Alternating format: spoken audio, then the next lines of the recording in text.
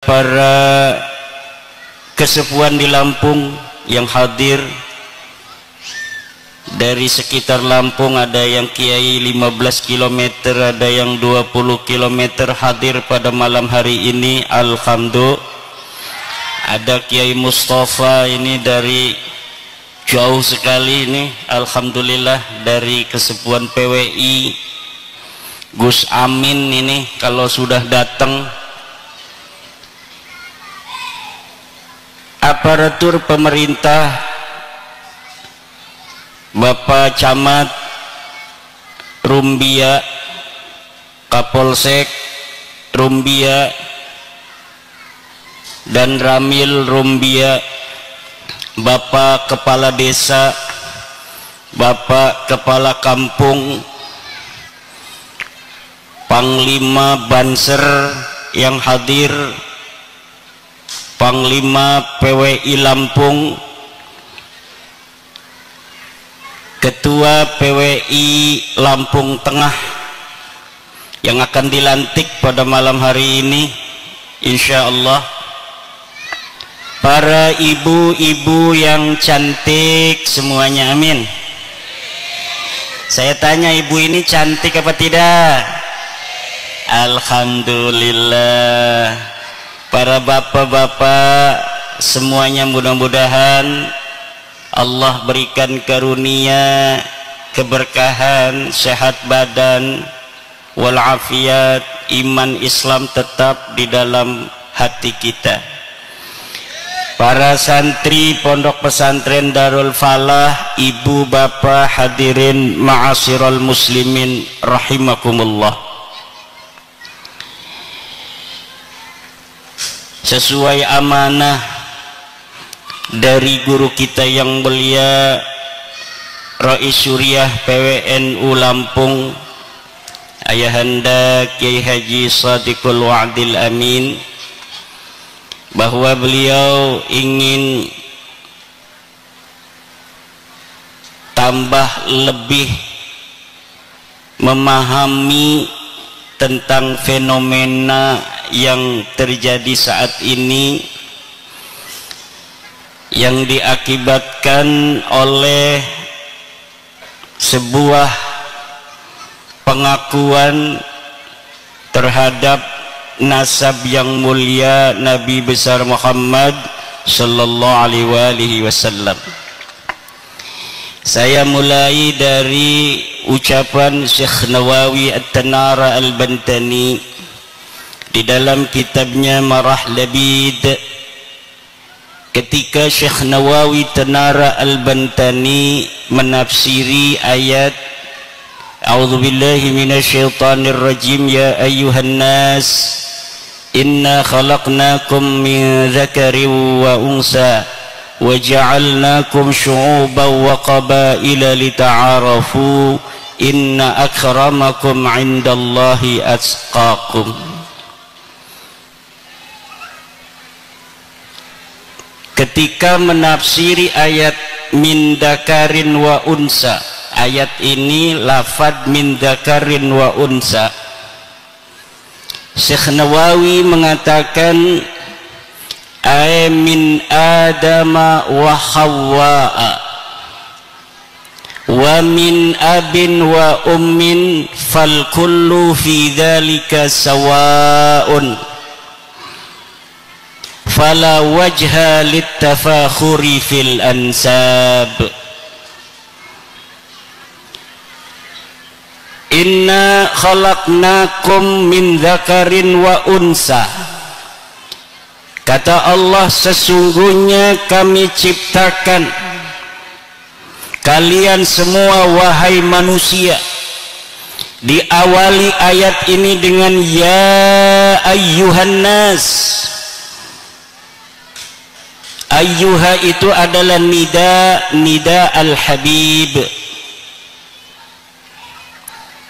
panggilan untuk yang dicintai itu dengan ya ayyuha.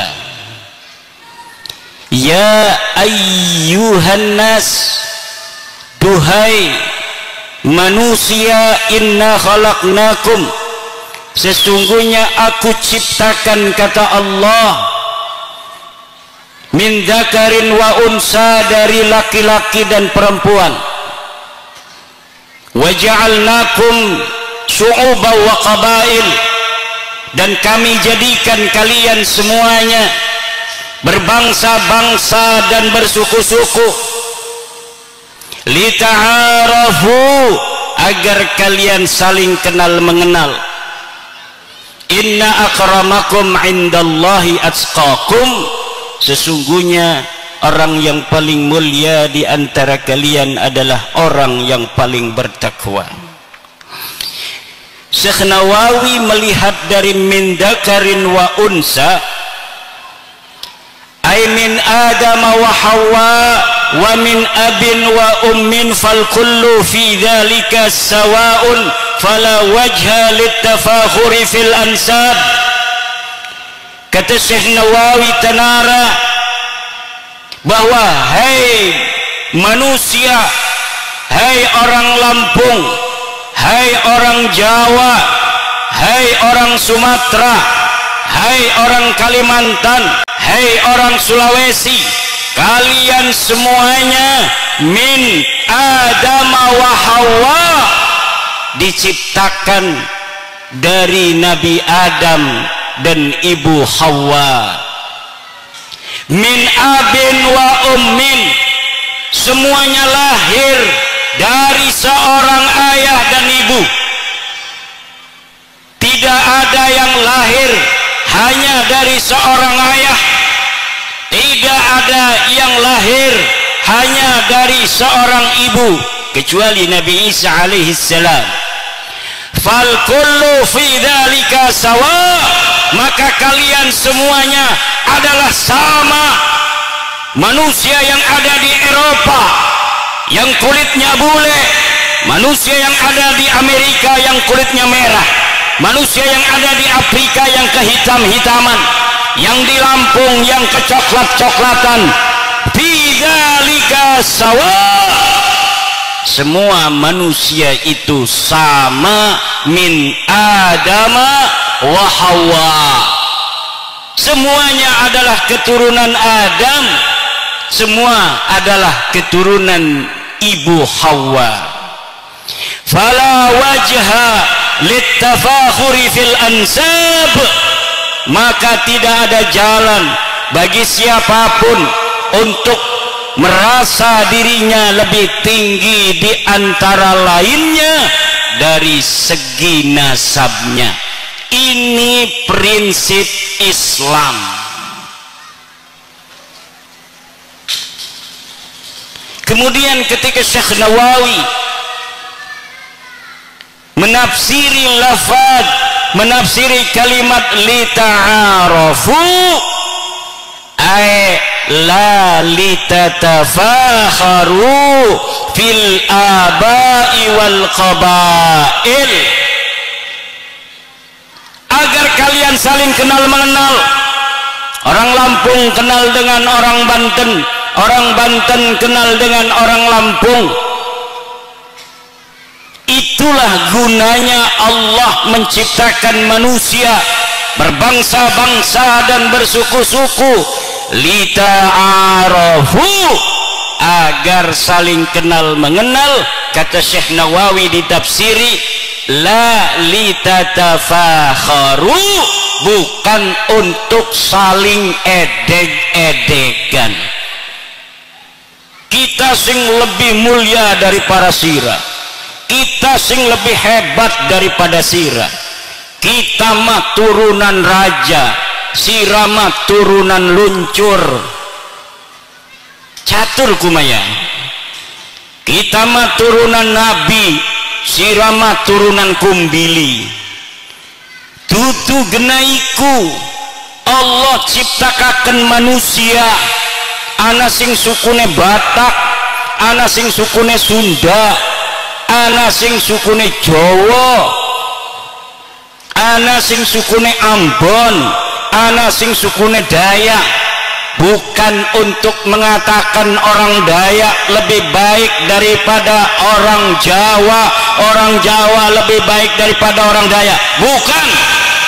Tetapi Allah subhanahu wa ta'ala menciptakan kita semua berbangsa-bangsa dan bersuku-suku lita'arafu, agar kita saling kenal mengenal, la litatafakharu, bukan untuk saling berbangga-bangga diri. Dilanjutkan oleh Syekh Nawawi At-Tanara Al-Bantani, wala litadda'ut tafawuta fil ansab, dan bukan untuk kalian mengaku-ngaku tafawut, ada kasta-kasta di dalam nasab-nasab. Inna akramakum indallahi atqakum, sungguhnya yang paling mulia di antara kalian adalah orang yang paling bertakwa. Bukan dilihat dari siapa keturunannya, dari mana asalnya, siapa dia, status sosialnya apa, apakah dia seorang banser atau seorang laskar PWI. Tidak. Yang dilihat adalah apa di dalam Islam? Taqwahum, takwanya kita kepada Allah subhanahu. Siapa orang paling sujudnya kuat kepada Allah, dialah orang yang paling bertakwa. Siapa orang yang paling zikirnya kuat kepada Allah, dialah orang yang paling bertakwa, dan dialah orang yang paling mulia di sisi Allah subhanahu wa ta'ala. Ini prinsip egalitarianisme Islam yang menjadikan kemuliaan dari takwa. Siapapun bisa untuk menggapainya. Tapi kemuliaan dari nasab tidak bisa digapai oleh siapapun. Kalau orang diciptakan anaknya Bapak Presiden Jokowi, kemudian dia jadi anak presiden, betul apa tidak? Dia keluar dari alam rahim, jelog, bapaknya seorang kapolsek, dia jadi anak kapolsek. Tidak bisa untuk mesen, tidak ada amal dia untuk menjadikan dirinya anak Pak Kapolsek, tidak ada. Maka sesuatu yang tidak ada takasub di sana, tidak ada kerja keras kita, sesuatu itu tidak patut dibanggakan. Setuju? Setuju? Yang hidungnya mancung jangan ngeledek sama yang hidungnya pesek. Karena kamu hidungnya mancung, tidak pernah kamu mesen. Bukan karena amalmu kamu mancung, tapi kamu hidungnya mancung adalah karena anugerah fadl daripada Allah subhanahu wa ta'ala.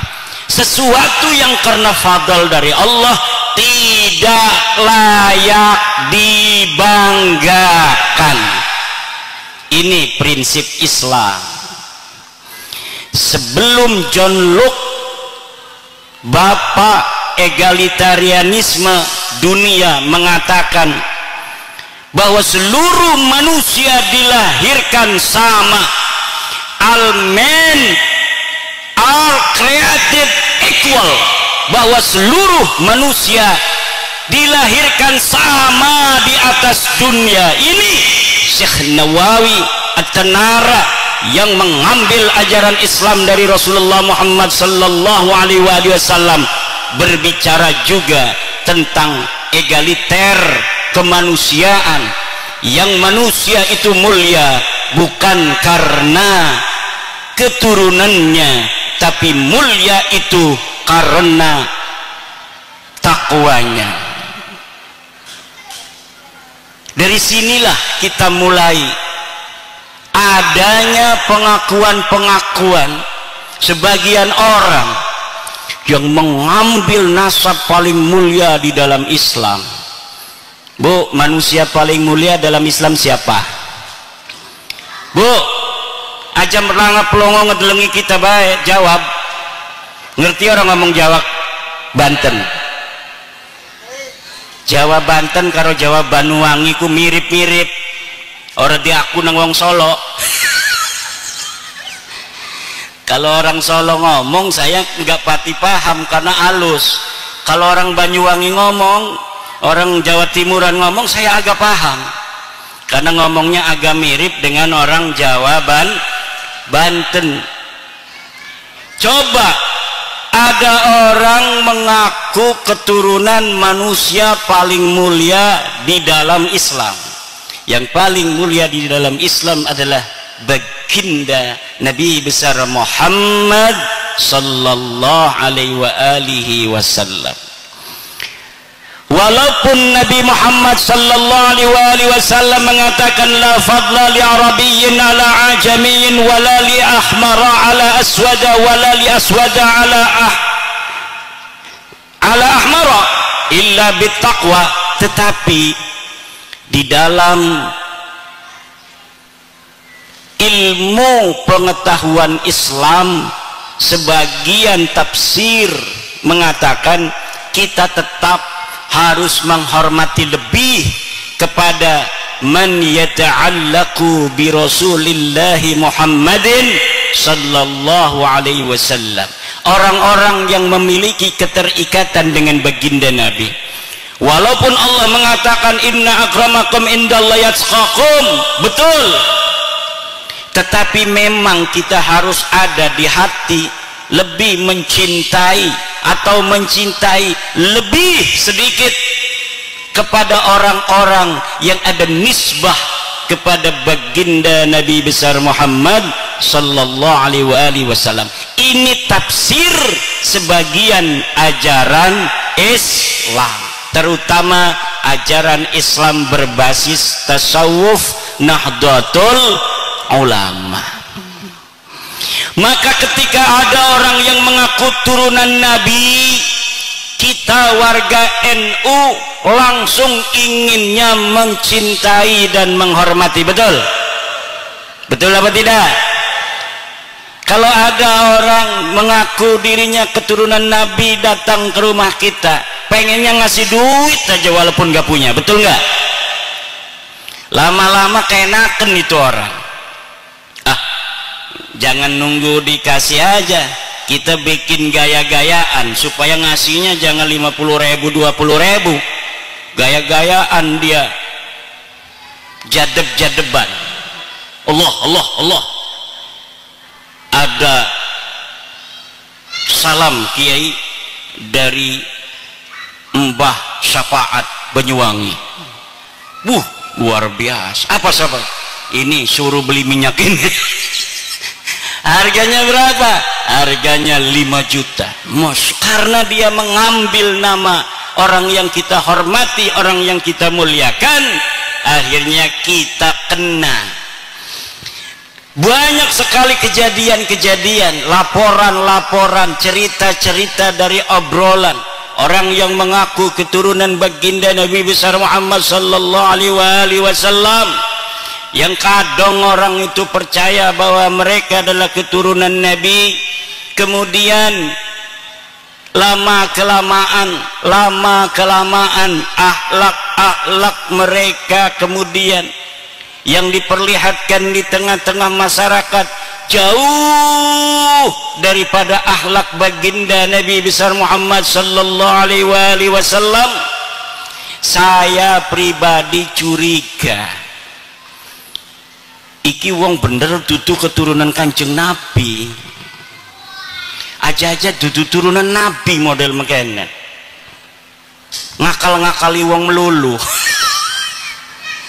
Akhirnya saya abayai meneliti nasab seseorang yang ada di internet. Ngakunya dia bin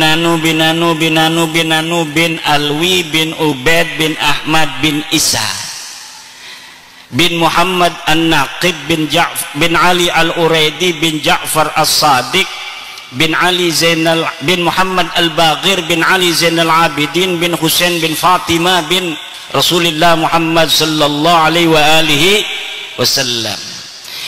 Saya teliti dari atas dulu Nabi Muhammad punya anak Sayyidatina Fatimah. Betul, sahih, ada dalilnya, ada hadisnya.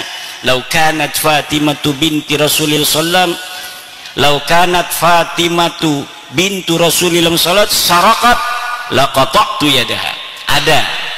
Kemudian apakah ada dalil tentang Sayyidina Husain sebagai anak daripada Siti Fatimah? Ada. Kemudian Sayyidina Husain katanya punya anak namanya Ali Zainal Abidin. Ada, sahih. Ali Zainal Abidin punya anak Muhammad Al-Baqir. Ada, hadis masih kuat pakai hadis.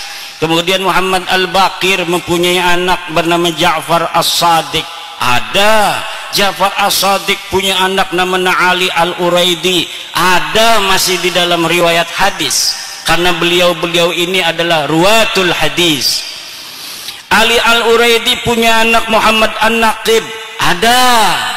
Muhammad An-Naqib punya anak namanya Isa. Ini sudah membutuhkan kitab nasab.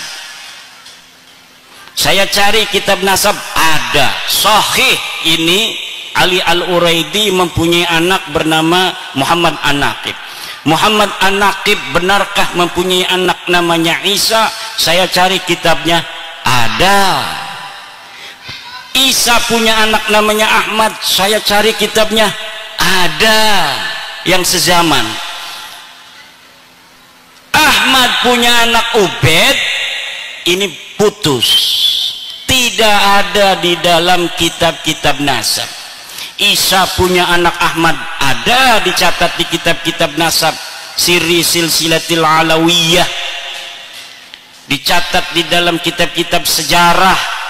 Kemudian ketika Ahmad, apakah benar dia mempunyai anak bernama Ubed? Tidak terkonfirmasi di dalam kitab-kitab. Ahmad bin Isa itu wafatnya 345 Hijriah. Ubed itu wafatnya 383 Hijriah. Anaknya katanya Alwi wafatnya 400 Hijriah, berarti sudah abad kelima. Kita cari di abad-abad kelima, leluhur orang-orang di Indonesia yang ngaku turunan Nabi ini, dari marga Al-Attas, As-Segaf bin Syihab bin Yahya, ternyata semuanya putus, tidak tersambung secara ilmu nasab kepada baginda besar Nabi Muhammad sallallahu alaihi wasallam. Itu namanya kajian ilmiah, karena berbasis kitab-kitab nasab. Kemudian benarkah orang-orang ini ada? Saya menggunakan teori ilmu sejarah. Dalam teori ilmu sejarah, pertama kita heuristik, mengumpulkan sumber-sumber sejarah. Setelah heuristik, kemudian kita lakukan, kita kritisisasi sumber. Kitab-kitabnya ada. Ini kitab apa namanya itu, Al-Iqlil, ini kitab Musallam Al-Haji, ini kitabnya Al-Hamadani, ini kitabnya Ibnu Khaldun yang ada di sekitar abad-abad itu. Ini kitabnya apa, Ibnu Samurah yang abad kelima. Ini kitabnya Janadi Al-Janadi di abad ke awal abad ke-8. Dari kitab-kitab sejarah yang ada di Yaman tidak ditemukan nama orang-orang yang disebutkan dalam silsilah para Ba'alwi itu, yai. Hada yadullu bi anna hadhil asma ghairu mawjudatin fi zamanihim.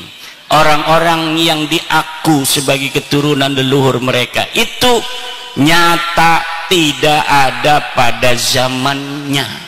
Kenapa bisa sampai tidak ada? Ya karena asal nulis saja nama-namanya supaya nyambung. Kapan mereka mengaku? Mulai mengakunya di abad ke-9 Hijriah. Jadi abad 9 Hijriah mereka baru nulis kitab, namanya Al-Burqatul Musyiqah. Pengarangnya namanya Ali bin Abu Bakar As-Sakran. Di situ dia mengurutkan nama dia Ali bin Abu Bakar bin Abdurrahman bin Mauladawilah bin Ali Sahibud Darak bin Ali Al-Ghayyur bin Muhammad bin Ali bin Muhammad Sahib Birbat bin Ali Qali Qasam bin Alwi bin Muhammad bin Alwi bin Ubaid bin Ahmad bin Isa. Dari situlah mulai di abad 9. Dari mulai abad 9 ini sampai sekarang itu banyak kitab yang mereka buat. Makanya Syuhrah wal Istifadah. Banyak dari mulai dia mengaku sampai sekarang ini kitab yang mereka buat. Hampir itu kitab karangan keluarga mereka sendiri 27. Belum orang-orang yang lain yang suruh ngarang. Itu puluhan. Jadi puluhan. Makanya kaget sekarang dia omong bukan turunan Nabi, marah-marah sama saya diomong dajjal, iblis. Ya premen maning wong mekonon sih. Wong tutu cucu Nabi jeung aku cucu Nabi barang diwara jora percaya premen. Iki kitab beki. Kita dalile anakku, kitab pertamaku, kitab beku Tahdibul Ansab, anaknya Ahmad, laka sing arannya Ubed. Ki kitab keroroko masih abad kelima, arannya Al-Majdi. Laka anaknya Ahmad disebut Ubedku, ku kitab beku halamannya anak, cetakannya anak, manuskripnya masih anak. Kitab ketelu Muntaqilatut Talibiyah masih ning abad 5. Laka arane Ahmad bin Isa iku Ubedku. Terus ning abad ke-6 laka aran Ubedku, anak-anaknya ditulis KB Muhammad Ali Husain telu doang anakku. Barang abad 9, 10, 11 ditulis anaknya papat ditambah siji Ubed. Lah, dari sini secara ilmu sejarah ini bisa ditelusuri kapan dia mulai mengaku. Dan nama-nama yang ada mulai mengaku itu sampai abad keempat itu nggak ada orangnya. Katanya mujtahid mutlak tuh Ubednya. Ubed itu sama dengan Imam Syafi'i, mujtahid mutlak. Lah mujtahid mutlak kayak Imam Syafi'i make kah kitab-kitabnya? Laka kitabnya. Minimal senajan kemudian madhabiku laka sing ngembil kayak Sufyan As-Tsauri, tapi ada hikayat di dalam kitab-kitab Imam Syafi'i tentang Sufyan As-Tsauri, Sufyan Ibnu Uyainah, tentang Ibnu Huzaimah, tentang Daud Ad-Dohiri, kan ada, walaupun madhabnya tidak tersebar hari ini. Tapi Ubed bin Ahmad bin Isa melaka. Kenapa laka? Ya laka uang iki laka uli gawe-gawe doang. Dua anak ngakune Alwi maning mujtahid mutlak maning wis oras sing paling tinggi ku ulama ku mujtahid mutlak. Wali sing paling tinggi Qutbul Aqtab iku kabeh dicukut nang dheweke kabeh. Coba lamun orang mujtahid mutlak engko niku keturunan leluhureku disebut Qutbul Aqtab. Wali kutubnya seluruh para wali-wali kutub luar biasa. Iddia kullas syaraf kullal karam, setiap kemuliaan semuanya diambil semua sama sejarah mereka. Deleng ning kitab-kitab siapa itu mujaddid Islam dari masa ke masa. Lihat dalam Bughyatul Mustarsyidin yang dimasukin keluarga dia semua. Uang mora kebagian, uang Kresek, uang Banten, uang Lampung, uang Rumbia orang kebagian. Pokoknya yang mulia-mulia itu keluarga mereka saja. Pengakuan-pengakuan yang non konfirmatif itu terkonfirmasi sekarang. Pengakuan non konfirmatif masa lalu terkonfirmasi sekarang bahwa memang mereka suka mengaku. Yai NU didirikan, sejarahnya kan sudah dicatat itu tahun 84. Saya punya bukunya segini. bahwa pendiri NU awal mulanya didirikan NU Mbah Khalil mimpi, kemudian memberikan tasbih dan tongkat. Yai As'ad Samsul Arifin suruh datang ke Mbah Yai Hashim As'ari bawa tongkat dan tasbih. Mbah Yai As'adnya juga videonya masih ada sampai sekarang ceritanya tuh. Beliau itu bercerita itu masih ada sampai sekarang. Jadi yang mendirikan itu adalah Mbah Hashim Asy'ari dan kiai-kiai Surabaya, kiai Jawa Tengah, kiai Cirebon. Kemudian yang menginspirasi, mendorong secara ruhiyah spiritual adalah Mbah Khalil Bangkalan. Yang membawa pesannya adalah Yai As'ad Samsul Arifin. Itu sejarahnya. Sekarang berubah, bahwa Mbah Yai Hashim Asy'ari bukan hanya menerima perintah dari Mbah Khalil, tapi juga mendapatkan restu dari Hasim bin Yahya. Wis gawe buku, bahkan di Diniyah DKI sudah bikin LKS untuk anak-anak. Jadi pendiri NU ceritanya siapa-siapa, bagaimana kronologisnya, masuk itu Mbak Alwi di situ. Padahal dalam cerita sebenarnya tidak ada. Kemudian makam sing wong Lampung ora diurus ka. Bang setahun maning balik iku wis dadi bin Yahya.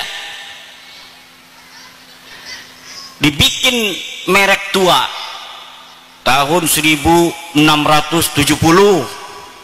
Nanti cerita bahwa yang menyebarkan agama Islam di Lampung, Sunan Gunung Jati, Syarif Hidayatullah, Sultan Hasanuddin, wali-wali lian, itu nggak ada lagi, karena Sultan Hasanuddin 1590-an, itu 1400 misalnya ditulis itu.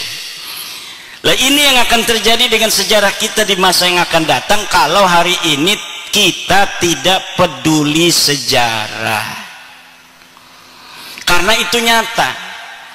Dan yang bersangkutan tidak berani untuk berdiskusi. Ada makam Eyang KRT Sumodiningrat yang ada di Semarang, katanya namanya Hasan bin Toha bin Yahya. Itu nama KRT Sumodiningrat adalah pejuang Jogja 1811, wafat perang melawan Inggris. Makamnya ada di Jejeran Jogja, Pleret. Sekarang pindah ke Semarang. Ditantang untuk diskusi, kenapa ini kok sejarahnya sama tapi kuburannya beda? Enggak mau, pokoknya tamblek be terus bae dek. Menai be suwe-suwe mau wong ora kelingan. Berharap orang lelah dan melupakan. Ini yang akan terjadi, termasuk masalah nasabiki. Wis nyata secara sejarah gagal, ilmu nasab gagal, tes DNA gagal, tapi dia masih punya muhibbin. Tetepnya muhibbinnya cuma percaya ning deke bae, ning kita medajal ngakun. Ya cuma dalam dakwah itu kita harus sesuai ajaran kiai-kiai kita. Isbir ala ma yaqulun, Allahumma ighfir lahum fa innahum la ya'lamun. Tidak arogan. Coba lihat kiai-kiai kita, guru-guru kita.